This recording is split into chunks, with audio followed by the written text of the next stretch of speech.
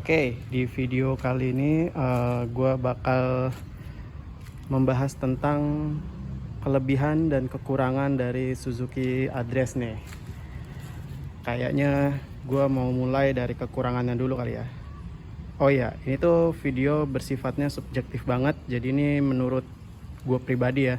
Mungkin kalau teman-teman ngerasain hal yang berbeda di Suzuki Address ini ya silahkan tulis di kolom komentar. Dan kali ini gue bakal mulai dari kekurangannya. Menurut gue kekurangan pertama itu ada di speedometer. Speedometernya itu masih manual banget ya, masih ya basic banget lah. Gue nggak ngerti sih kenapa kayak nggak ditambahin detail-detail lagi gitu di speedometernya. Terus yang kedua, kekurangan yang kedua adalah lampunya masih bohlam coy. Lampunya masih bohlam di semua lampu ya, di lampu sein, lampu senjanya. Jadi tuh ini kekurangannya sih.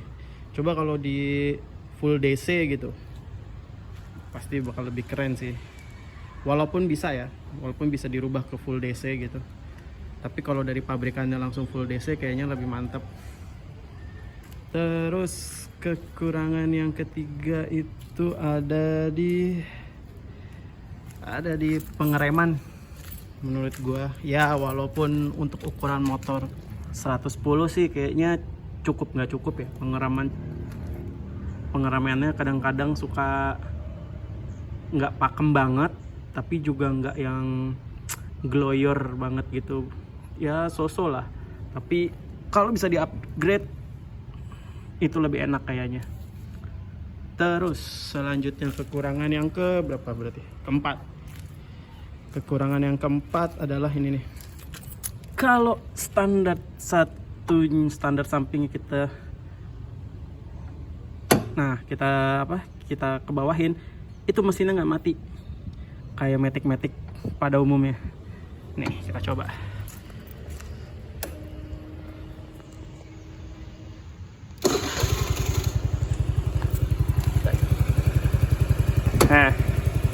Nah, nggak mati. Ini menurut gue sih juga kekurangan ya. Terus yang kelima, kekurangan yang kelima adalah ground clearance-nya itu menurut gue sih rendah ya. Tapi untuk ukuran standar Eropa mungkin ini tuh nggak jadi masalah ya, karena di sana mungkin polisi tidurnya nggak kayak di sini yang segede gunung, setinggi gunung gitu. Terus kekurangan selanjutnya adalah apa ya? Spionnya nih. Spionnya boring, bosenin gitu. Coba kalau dipakein kayak punyanya Avenis, kayak punya siapa ya? Ya ada aksen-aksen gitulah. Mungkin bisa selanjutnya ya, ayo Suzuki. Dan kayaknya itu aja kali ya kekurangannya. Apalagi ya? Kadang-kadang gue kalau lagi video gini suka lupa. Ntar kalau udah lagi nggak video gitu, lagi jalan baru gue keingetan nih. Satu lagi, starternya itu masih yang berisik nih.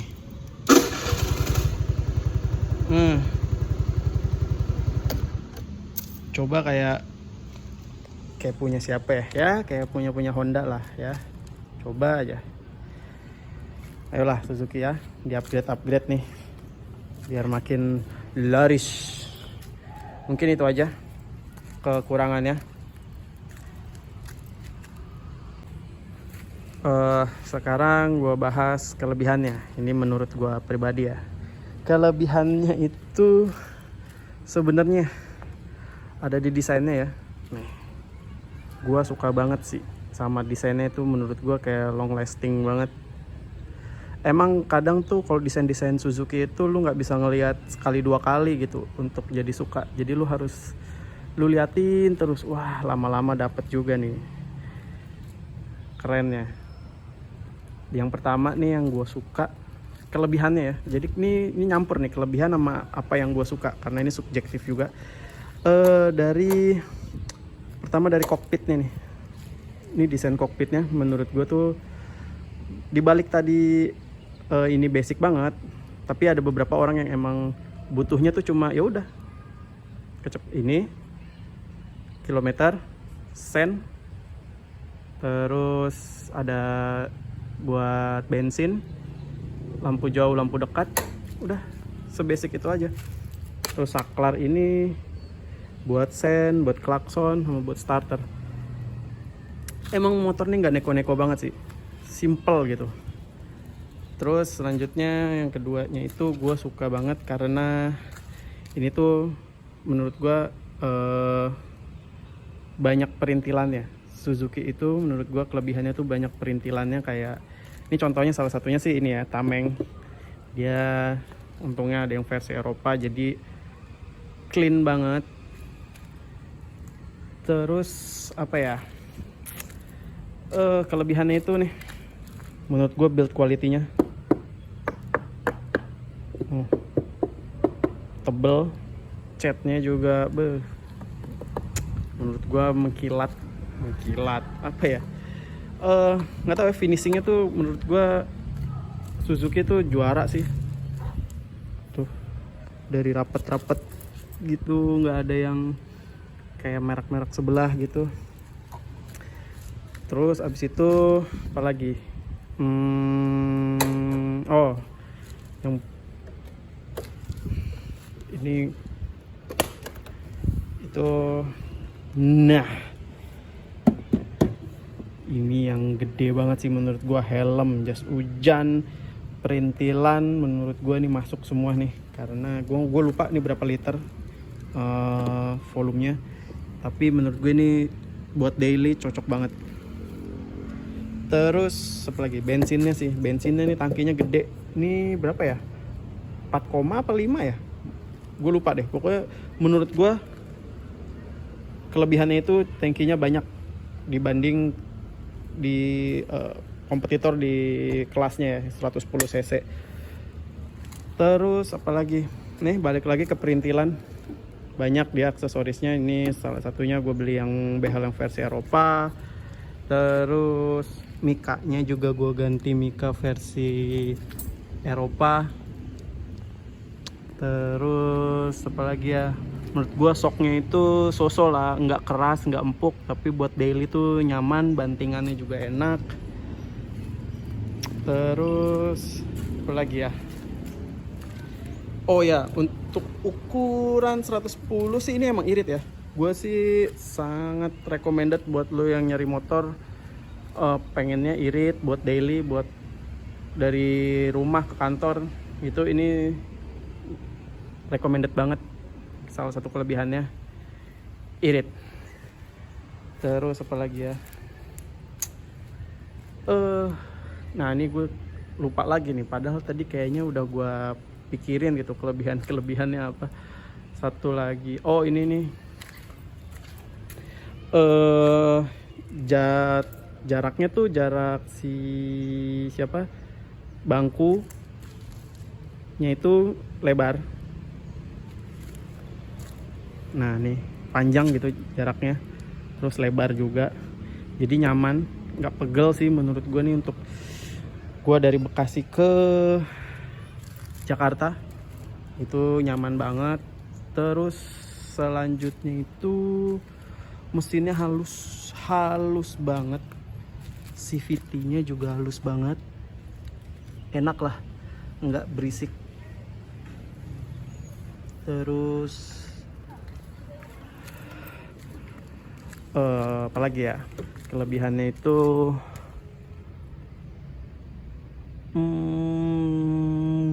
bingung gua kalau udah di video gini. Mungkin itu aja kelebihannya.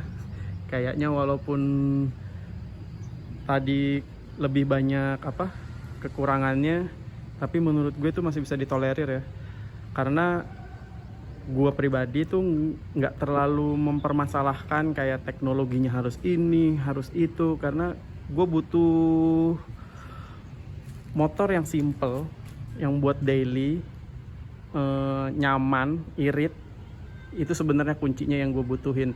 Untuk yang kekurangan tadi tuh masih bisa ditolerir lah, kayak ground clearance tadi masih bisa di upgrade lah, bannya agak dinaikin size-nya.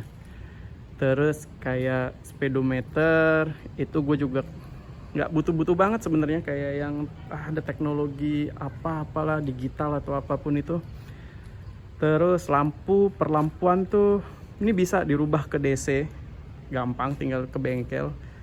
Terus apalagi ya, inilah ya, namanya juga Suzuki, dia sangat pede dengan barangnya, dengan produknya. Dan menurut gue sih emang Suzuki dari build quality, dari performa mesin, durability, itu nggak usah diraguin lah. Karena menurut gue Suzuki punya standar yang bagus. Kalau nggak bagus nggak mungkin ini made in Tambun bisa diekspor ke Eropa. Itu berarti kan kualitasnya nggak kaleng-kaleng ya. Dan inilah video kekurangan dan kelebihannya. Mungkin itu aja yang bisa gue sampaikan di video ini. Kurang lebihnya gue minta maaf kalau ada kekurangan. Kalau ada yang mau ditambahin di kolom komentar, silahkan komentar aja.